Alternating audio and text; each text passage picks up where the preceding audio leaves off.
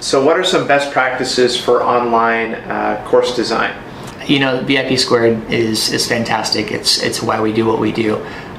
We are here to serve our students, and that means following the VIP Squared protocol.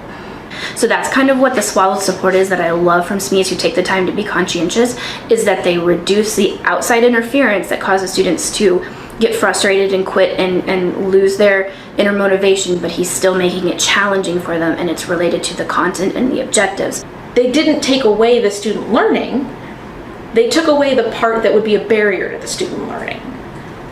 Being focused on your goal for that week, how you're introducing it, how you're reinforcing that concept, and how you're going to assess it in the end. Having all that in mind is really important. Yes, we've talked about this, we've practiced this, now we're ready to show that we've learned this. I think course organization is a huge component in course design, because we may think about things in a unit based as instructors and as curriculum experts, but for a student, they want to see the big picture and how it all fits together and how it lends to their overall development as a student and a practitioner.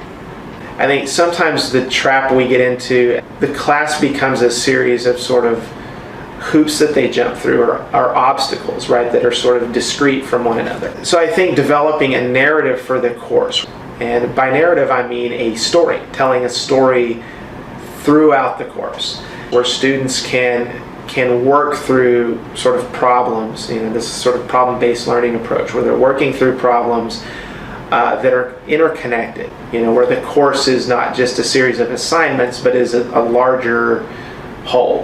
One of the innovations today is through gamification, right? For developing sort of some game-type qualities and infusing them into course content.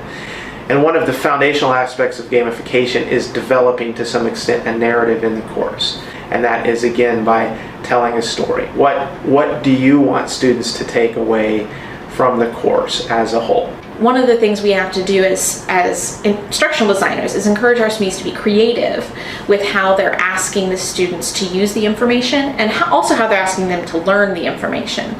If we're going to require them to read the textbook and they have to read for getting their assignments done, then why are we requiring them to read written lectures? That is just not the best way that people learn. We know this. We want to reach out and tap into different learning preferences and different modalities.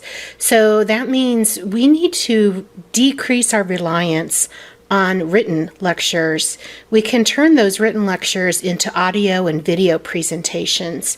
With video presentations, whether it's a blog-like type of entrance that you use with the webcam, or whether it's a screencast where you're demonstrating how to do something on the computer, you're engaging that video modality. Most of us are visual-oriented learners. And even an audio presentation. With an audio, they can hear a voice. And since there's no video with it, they can listen to that voice just like you listen to a book on tape, in your car, on the train, in the kitchen while you're preparing dinner. So it really offers greater mobility for the student. We really want to encourage all of our SMEs to fill our courses with engaging, thought-provoking tales from the field, where in an audio presentation or a video presentation, you introduce yourself and your expertise, and you say, here are some things I've experienced. Now I want to have you look for this type of information in your assigned reading and think about how would you address this situation that I just described. Other features such as Padlet.com or any kind of online bulletin board where students can take resources and graphically put them together so they can be organized. They're there for as long as you want them to be up. It could be a resource. Things like Symbaloo, those are places where you can collect resources and students can contribute to that. I feel like any sort of collaborative online resource is amazing for students to have. The piece that I think is often missing is the reflection about where they feel like they are with the learning, what they feel like they can do with it when they exit the course, what they want to know more about, and maybe even ask them to identify places where they think they could find that information. What I want to encourage our SMEs to do is be brave and be bold. Yeah, Jordan, I like that. Be bold, be brave.